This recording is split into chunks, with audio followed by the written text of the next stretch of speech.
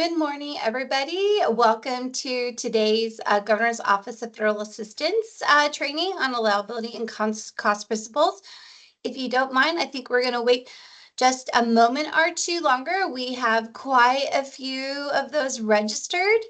And so let's go ahead and get them all logged in. But if you can just hold on for a minute or two, we'll make sure everyone can all start with us at the same time. So grab the extra cup of coffee, but we're going to start in just a few moments.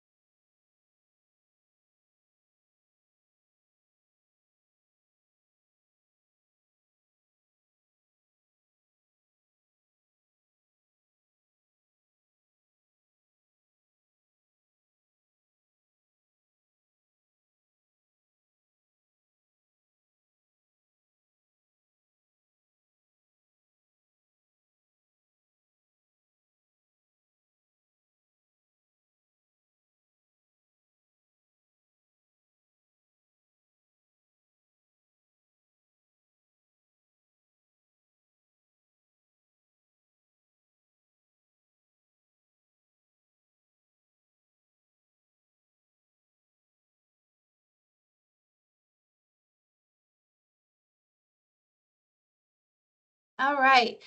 Good morning, everybody. We have a few of our guests still trickling in, but let's go ahead and get started. Since we have such a jam-packed presentation, I just want to say good morning, and we're going to go ahead and kick it over to our welcome and just some housekeeping things as everyone is logging in. So thank you for attending today's Nevada Governors of Federal Assistance training. And just to let you know, our training will be recorded. It is recorded, and we will be stopping the recording at the question and answer portion.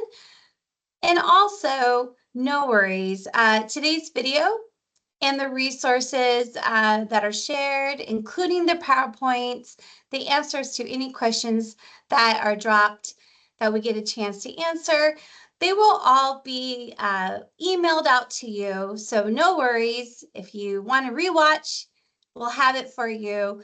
And then also we'll be putting it on our website. So, you know, you can always go back, share it with a friend, but so no worries. So make sure today, just sit back and listen and learn, take your notes and all that great stuff. And again, if you have a question, go ahead and drop it in the chat. We will do our best to answer it for you as time allows. And if we don't get a chance to answer your question, like I said, we will go ahead and answer it for you. We'll put it in the question and answer portion and send it out to everyone who attended, as well as putting it on our website. Okay, so next. So for all of those that have attended our trainings in the past, thank you and welcome back. And for those that are all new, let me just take a brief moment to explain who we are. We are the Governor's Office of Federal Assistance, or OFA, as some of you may know us as. We were created with the passage of Assembly Bill 445 in the 81st legislative session. So that is back in 2021. But our vision, we are here to support our stakeholders, which are you, in obtaining, increasing, and maximizing federal assistance. And our mission is to reduce barriers by providing inclusive, collaborative, comprehensive, and centralized support in obtaining federal dollars for Nevada. So our trainings, like we are offering today, is one of those steps that we're doing to help provide that support, increase your capacity to help bring in more federal dollars to the state of Nevada. Okay, and next. So today's trainers, it will be myself, Kristen Stout. I'm the director here of the Governor's Office of Federal Assistance. and also Akia Sanders, our Senior Executive Grant Analyst. And without much further delay, I'm going to go ahead and kick it over to Akia. Akia. Thank you, Kristen. And thank you, everybody, for being here. We have some solid material to go over, so I'll go ahead and kick it off. Maximizing effective federal funding. Historically, the state of Nevada has faced challenges in securing optimal levels of federal funding compared to other states. While the focus has often been on the actual dollar amounts received, we need to be a bit more strategic in our approach, so it shifts our attention to what we can directly influence. Specifically, our focus needs to shift to how federal funds are allocated and managed. Ensuring efficient and effective management of these funds is crucial to delivering essential services to individuals within our communities. When we prioritize prudent fiscal management and targeted allocation, Nevada can maximize the impact of federal funding as well as increase the amount of federal dollars coming into Nevada. This approach better serves Nevadans' needs of its residents and contributes to building greater community and well-being. Moving forward with statewide grant portfolio management requires a comprehensive understanding of the true costs involved, transparency in reporting, compliance with federal regulations. To foster effective management, we must break down organizational silos. We should change our approach to grant acquisition. We should create a proactive grant culture where being grant ready is the norm. We should also work together to overcome capacity limitations and align grant searches with overarching state goals like the tech hub development.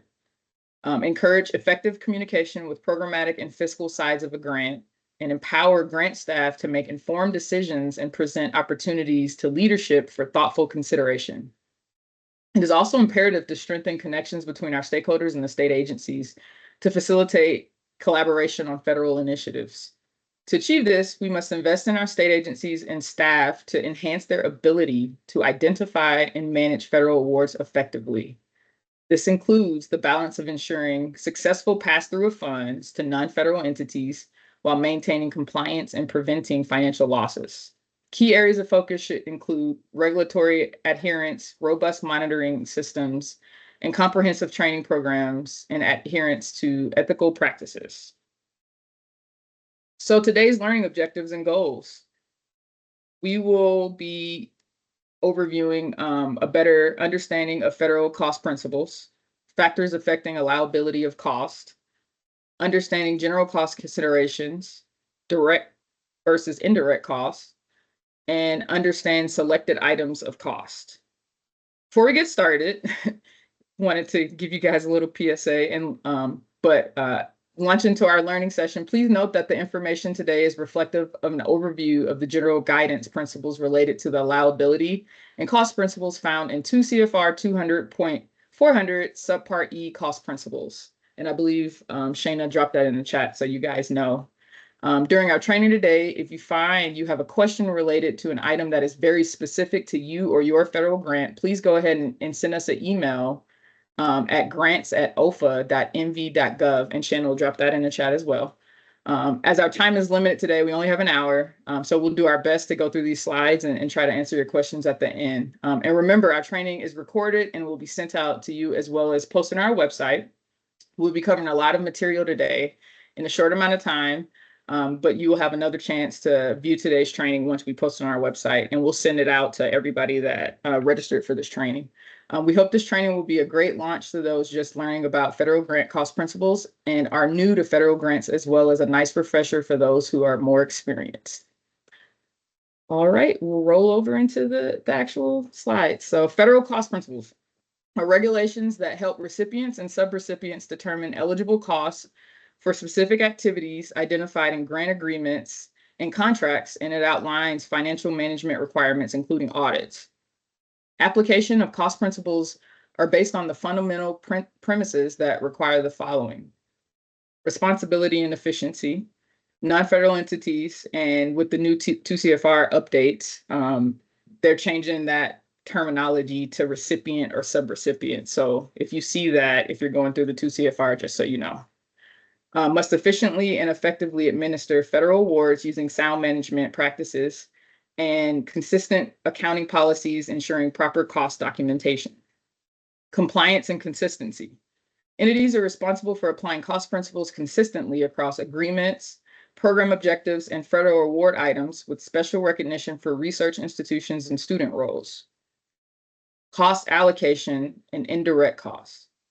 The cognizant agency must ensure consistent application of cost principles in reviewing indirect cost proposals, considering variations in cost treatments for fairness and reasonableness. Nonprofit and for-profit principles. Certain nonprofits, due to their operations, must follow federal cost principles for for-profits as listed in Appendix 8, with possible additions approved by cognizant agencies. Accounting policies. The accounting practices of the non-federal entity must be consistent with these cost principles and support the accumulation of costs as required by the principles and must provide for adequate documentation to support costs charged to the federal award. Exceptions to the cost principles. Generally, cost principles must be used as a guide when pricing fixed price contracts and subcontracts where costs are used to determine the appropriate price. However, there are exceptions to that rule, and the following do not apply to cost principles.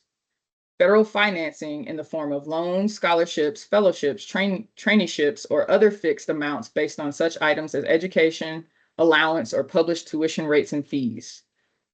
For institutions of higher education, capitation awards, which are awards based on case counts or number of beneficiaries according to the terms and conditions of the federal award. Fixed amount awards, federal awards to hospitals, and other awards under which the non-federal entity is not required to account to the federal government for actual costs incurred. Composition of costs. Composition of costs, or commonly referred to as a total cost, is the sum of allowable direct costs and allocable indirect costs minus any applicable credits per the uniform guidance.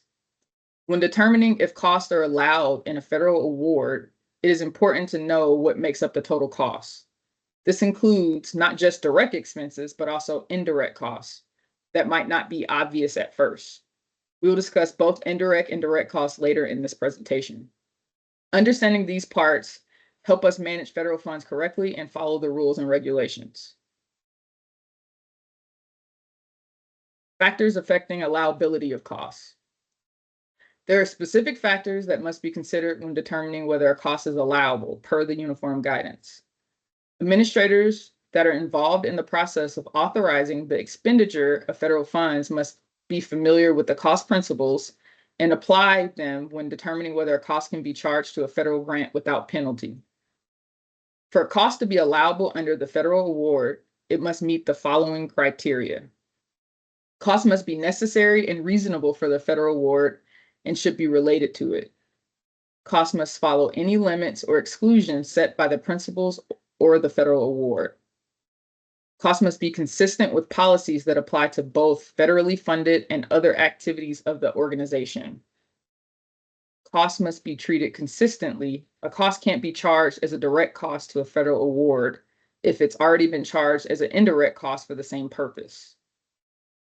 Costs must follow generally accepted accounting principles, also known as GAAP, unless stated otherwise for state and local governments or Indian tribes. Costs must not be used to meet cost sharing or matching requirements of any other federally funded program in the current or past periods. Costs must be well documented and must be incurred during the approved budget period. The federal awarding agency can allow, at its discretion, the carry forward or unobligated balances to future budget periods without prior written approval. Necessary and reasonable costs. Uniform guidance specifies that a cost is necessary if it is generally recognized as ordinary and essential for the operation of the non-federal entity or for the efficient performance of the federal award. When determining whether a cost is necessary, the non-federal entity should consider whether it can prove that the expenditure addresses or fulfills a requirement of the federal program in question. When determining if a cost is reasonable, you need to consider the following. The cost should be seen as usual and necessary for the non-federal entity or the efficient execution of the federal award. Considerations include sound business practices, fair negotiations, relevant laws and regulations, and federal award terms. Market prices for similar goods or services in the area should be considered. Individuals must act responsibly, considering their duties to the entity, its staff, students or members, the public, and the federal government. The entity should not deviate significantly from its usual practices, as this could unnecessarily increase the federal awards costs. While the determination of whether a cost is reasonable is closely related to determining whether it is necessary, it is important to understand that the two are not necessarily the same. A cost could be determined necessary but not reasonable, and vice versa. The significant difference between the two, put in plain language, is for a cost to be necessary, you must define the need, whereas determining reasonableness is about being cost efficient. Allocable costs. A cost can be assigned or charged to a federal award if the goods or services benefit that award proportionally. To ensure that the given cost is allocable to the grant, proposed cost should meet the following standards. The cost is directly related to the federal award. The cost benefits both the federal award and other activities of the non-federal entity and can be fairly allocated using reasonable methods. The cost is essential to the overall operation of the non-federal entity. You cannot charge costs to one federal award just to cover shortages or avoid rules if those costs should belong to another award. However, you can share costs between federal awards if they are allowed under the rules and conditions of those awards. If a cost benefits more than one project and you can figure out how much each project benefits, you should split the cost based on the benefit. If you can't figure out that exact benefit for each project, you can still split the cost if you use reasonable and documented method. When buying equipment or other big items with a federal award, the cost is charged to that award, even if the equipment is used for something else later.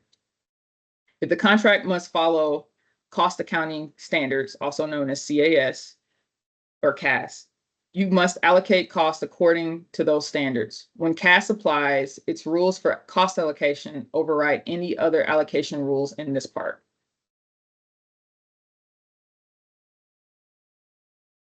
Other general cost considerations.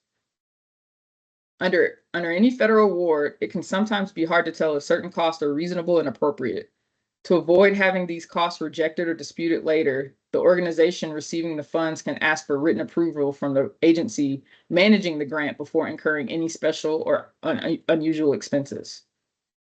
This approval should clearly state the time frame or scope of the agreement. If there's no prior written approval, it doesn't automatically mean the costs are unreasonable or inappropriate, unless the rules specifically say prior to approval is needed for these costs to be allowed.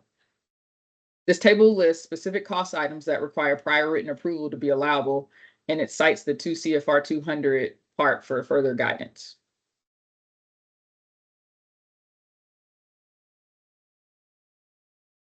Applicable credits. Any reduction in expenditure transactions that offset or lower expenses allocated to the federal award should be applied as either a cost reduction or a cash refund as appropriate. Examples of that are purchase discounts, rebates or allowances, recoveries of indemnities or losses, insurance refunds or rebates, and adjustments of overpayments or erroneous charges. Limitation on allowance of costs. The federal award may have legal limits on how much can be spent. If these limits are lower than the total cost calculated using the guidelines, the extra amount cannot be charged to the federal award. Collection of unallowable cost.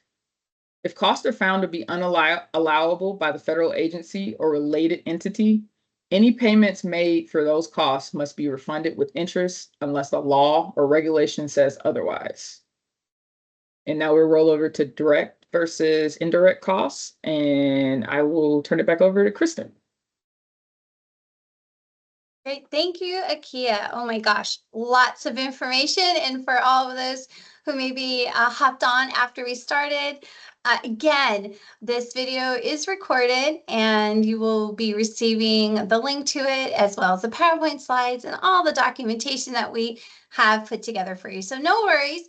So hopefully you're sitting back right now and Take a breath, and now we're going to jump into direct costs and indirect costs. So for 200.402, the total cost of federal awards includes costs directly charged to the award and the reimbursement of applicable indirect costs, less applicable credits. And then at 200.412, there's no universal rule for classifying certain costs as direct or indirect. So, oh my goodness. So we're going to dive into them. So again, there is no universal rule for classifying certain costs as either direct or indirect under every accounting system. So a cost may be direct with respect to some specific service or function, but indirect with respect to the federal award or other final cost objective. Therefore, it is essential that each item of cost incurred for the same purpose be treated consistently in like circumstances, either as a direct or indirect cost, in order to avoid possible double charging of federal awards. Now moving on to direct costs. So, all right, I think next slide. There we go. Direct costs. They can be identified specifically with a particular final cost objective that can be directly assigned to such activities relatively easily with a high degree of accuracy. And you can find that language at 200.413A. So some examples of direct costs that you might be familiar with or have heard of are salary, direct labor costs, fringe benefits related to those direct labor employees, materials and supplies and travel expenses, equipment, and rent and occupancy. And remember, the key takeaway regarding direct costs that it is a cost or expense that is tied directly to the activities of your grant. Oh boy, let's dive into indirect costs. Okay, so per 2 CFR 200.414, indirect costs are incurred for a common or joint purpose, benefiting more than one cost objective, and not readily assignable to the cost objective specifically benefited without effort disproportionate to the results achieved. So what does that look like? Some typical indirect costs could include generally clerical and administrative staff, unless specific requirements are met. Utilities such as heat, air conditioning, and lighting, and also general administration and general expenses such as the salaries and expenses of executive officers, personnel administration, and accounting. And I think a good way to look at what an indirect cost is to think of those costs that are not specifically assigned to a grant like a direct cost would be. For example, a direct cost could be the clean energy bus that was purchased for a new clean energy bus for schools grant program. I'm just making this up. But anyways, to give you an example, the bus is the direct cost because you need the bus to fulfill that new clean energy bus. However, the indirect cost could be the cost of electricity used to light and secure the bus barn, which includes other buses and equipment used by the school. So since trying to assign a direct cost to the Clean Energy Bus for Schools grant program for the electricity would be a difficult task, it is logical to determine that this grant program is benefiting from the use of electricity, and the school can assign that portion of it as an indirect cost. Okay. So since we've started down this path of indirect costs, before we go further, I wanted to review some of the indirect cost terms and conditions. And you can find those in 2 CFR 200, Uniform Guidance Appendices 3 through 7. So base. So it's the accumulated costs accumulated direct costs used to distribute indirect costs to individual federal awards. Base costs. The accumulated direct costs used to distribute indirect costs to the individual. Oops, looks like I have it as the same one. So sorry. Next is indirect cost pool. The accumulated costs that jointly benefit two or more programs or other cost objectives. Indirect cost rate. A device for determining fairly and conveniently within the boundaries of sound administrative principles what proportion of indirect costs each program should bear. It is the ratio, and it's expressed as a percentage. The indirect cost rate proposal.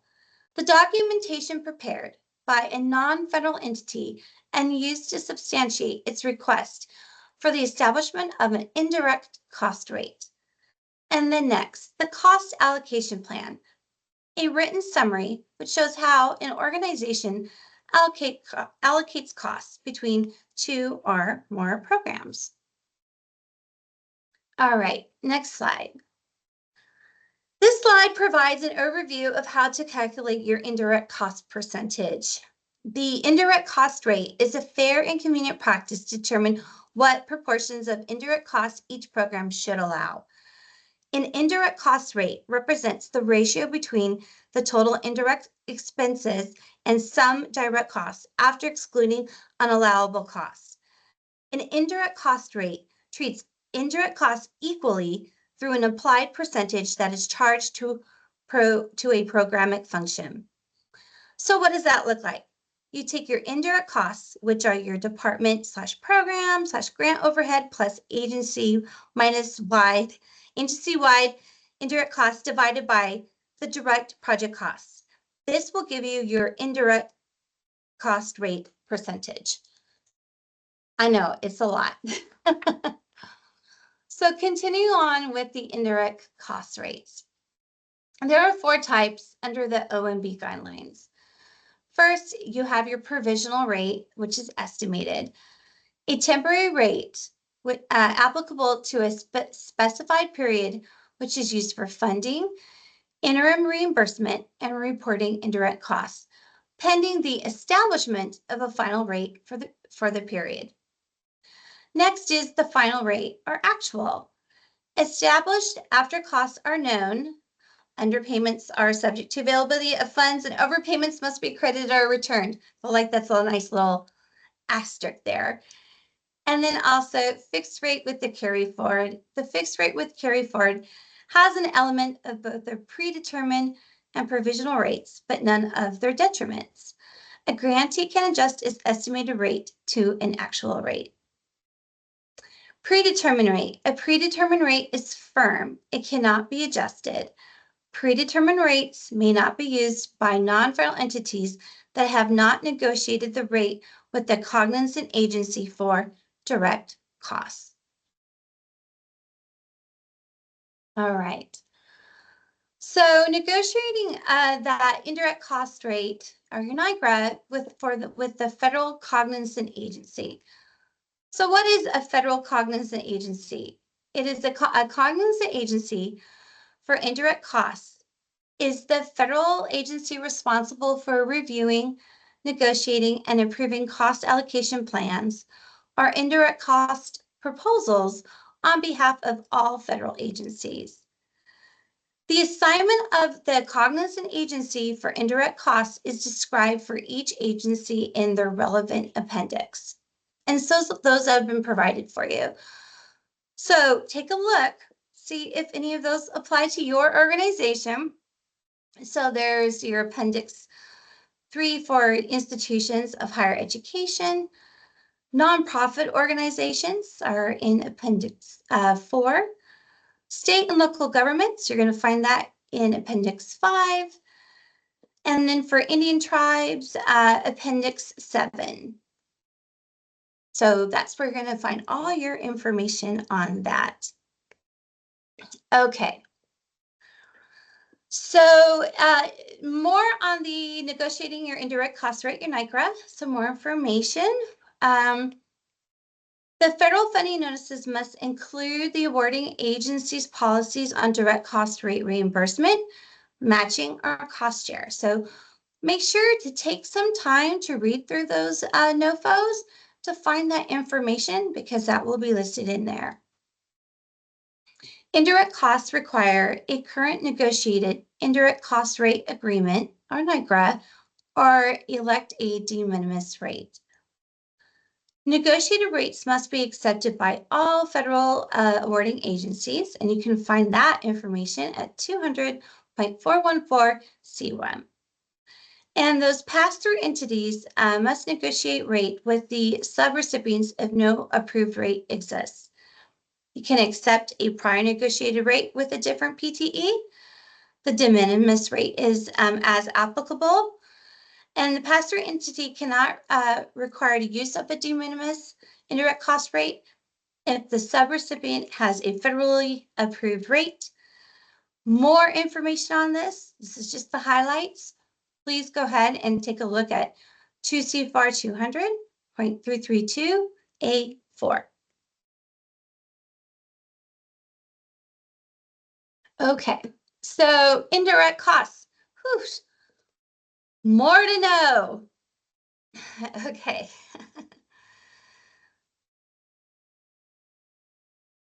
So for major institutions of higher education and nonprofit organizations, indirect costs must be classified as facilities and administration. Because of the diversity of nonprofit organizations, it is not possible to specify types of costs that must be treated as indirect. Generally, federal awarding agencies must accept a non-federal entity's negotiated indirect cost rate. Requirements for development and submission of indirect cost rates are contained in the appendices to the uniform guidance. Okay, and let's see, next slide. Oh boy, indirect costs, de minimis. So in the previous slides, I've mentioned the term de minimis. So for those entities that do not have a current negotiated indirect cost rate, may elect to use a de minimis rate of 15% of the modified total direct cost. If chosen, this methodology, once elected, must be used consistently for all federal awards until such time as a non-federal entity chooses to negotiate for a rate, which the non-federal entity may apply to do at any time. So the eligibility requirements, any recipient that does not have a current negotiated rate, except for state and local governments that receive more than $35 million in direct federal funding. This includes grantees that previously had a negotiated rate that expired.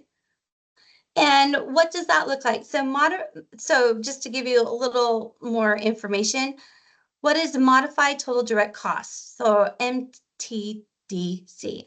So those are all direct salaries and wages, applicable fringe benefits, materials and supplies, services, travel, and up to the first 50,000 of each subaward. So also, I do want to note this. So the information that's presented in this slide today reflects OMB memo M-24-11, so which states that no later than awards issued on or after October 1st, 2024, federal agencies may elect to apply the 2024 revisions to federal awards issued prior to October 1st, 2024, but they are not required to do so. So please keep that in mind. Just trying to share with you the most updated information, but please keep that little asterisk there at the bottom when you're learning and applying things to your federal awards. Okay.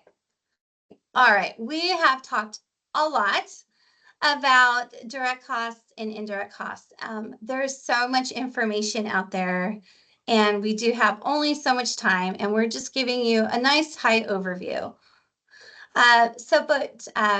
Where to find those requirements? So the requirements for development and submission of the indirect costs are the F&A cost proposals, and the cost allocation plans are contained in the appendices 3 through 7 and appendix, I think, oh my goodness, I can't think of what that number is on the top of my head. But anyways, it's listed all in there. You take a look, please review those. Those are so important for you to make sure that you're doing it correctly for your organization. All right. Okay. So we have some additional learning resources available to you. You can find them in the PowerPoint site. The links are there. Some great references is NGMA. There's Amplifun. There's HCL Companies provide some great trainings. And then also go ahead and check out your federal agencies. And the list there is not an all-inclusive list, so please take the time to look at your federal agency for that grant award to learn more. Okay, so moving on as the general provisions for selected items of cost. So you're going to find that in 2 CFR 200.420-200.476. So in section 200.420 of the Uniform Guidance provides additional rules that apply to specific cost categories. For many of the items listed, the allowability determination is not as straightforward as allowable or unallowable. Many of the items are allowable only under specific conditions. To be charged to your grant, all selected items of costs must be necessary, reasonable, and allocable to your federal grant program.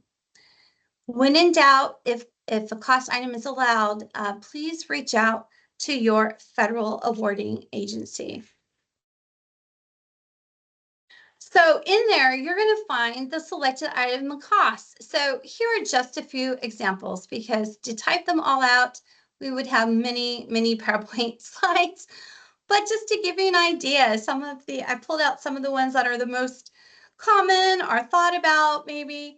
So you got your advertising and public relations, alcoholic beverages, compensation for personal services, contributions and donations, employee health and welfare costs, entertainment costs, memberships, subscriptions, and professional activity costs, pre-award costs, training and education costs, and travel costs. So, if any of those pique your interest, go ahead and take a look at those, but there's so many more. But for today, I thought I would just go ahead and pull out maybe a review of some of, I guess, the favorites. So we have advertising. So the advertising costs, it can be found in 200.421 in A and B. And these costs are only allowable if used for one of the following purposes. So the advertising cost and corollary administrative costs, which means advertising media, magazines, newspapers, radio and television, direct mail, exhibits, electronic or computer terminals, and the like. The recruitment of personnel required for the performance of the award, the procurement of goods and services, the disposal of scrap or surplus material, and program outreach and other specific purposes. So if your advertising is hitting any of those items there, then those would be required or be allowed. All right. So next we have our public relations, and that is 200.421D. So those costs are allowed if it's only being used for one of the following purposes. So those are those costs specifically required by the federal award, costs of communicating with the public and press pertaining to the specific activities or accomplishments which result from performance of the federal award, and costs of conducting general liaison with news, media, and government public relations officers. All right, next. So alcoholic beverages, you can find that at 200.423. So as much as some may want, the alcoholic beverages is not an allowable cost. So unfortunately, it's not going to be a 5 o'clock somewhere if you are trying to charge that to your federal grant. So just not allowed. But, there are some travel costs, so I wanted to highlight those as well for you today. So the travel costs are allowed for expenses for transportation, lodging, subsistence, and related items incurred by employees who are in travel status on official business of the non-federal entity. So again, even when you're traveling, alcohol is not allowed. And so those travel costs may be charged to an actual or per diem basis to the award or some sort of combination. Again, please read 200.475 for more in-depth details. And also, this is, I thought, a really great thing to share with you all. So the travel policies are required, but what if you don't have one? No written travel policy. Well, then the federal rules apply, and you can find those there, the General Services Administration. So we have that provided on our PowerPoint today. So take a look at that if you don't have a written travel policy. All right. Wow. So we have covered quite a bit today. So thank you for listening. And before we end today, I wanted to be sure to leave you, before you leave today's training, to be aware of the many resources that the Governor's Office of Federal Assistance has for you to utilize. We provide free technical assistance to our stakeholders, which means we are here to help answer your questions about grants during all phases of the grant lifecycle. We assist in helping you with your grant discovery, grant writing, and grant reviews, and those questions related to grant management and monitoring. I just want to remind you all, we are a small but mighty team.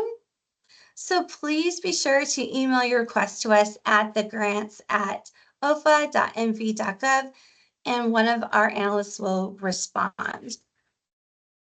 In addition to the technical resources that we offer, we have some educational resources for you to take advantage of well. And remember, they are all for free. So check out our video library of our monthly webinars. Our website has many topics of interest to those working in the federal grant space.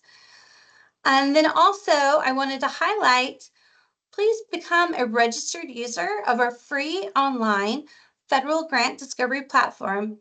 And then you too will have the opportunity to join one of our 3 consortiums where you can meet others working in the same space that you are. It's a great virtual way for people working in federal grants to meet others that are like-minded or have similar missions.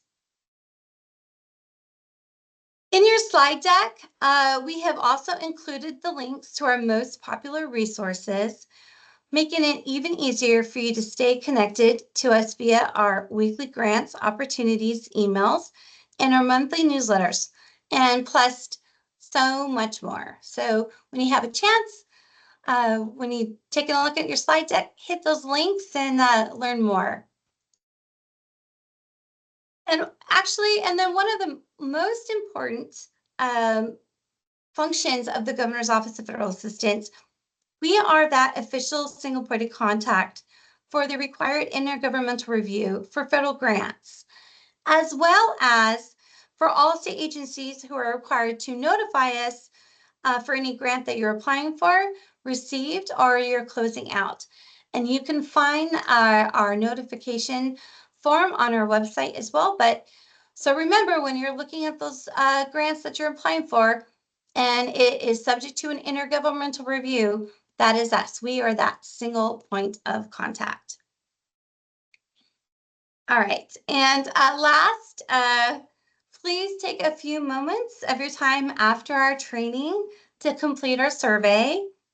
When you do the survey, please note that you have the opportunity to type out and let us know some of those types of trainings that you would like to see us provide.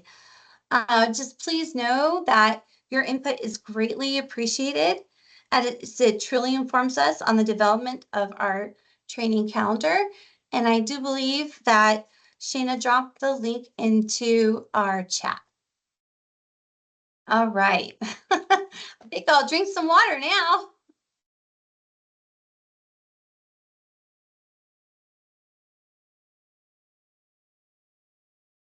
Thank you so much, Kristen.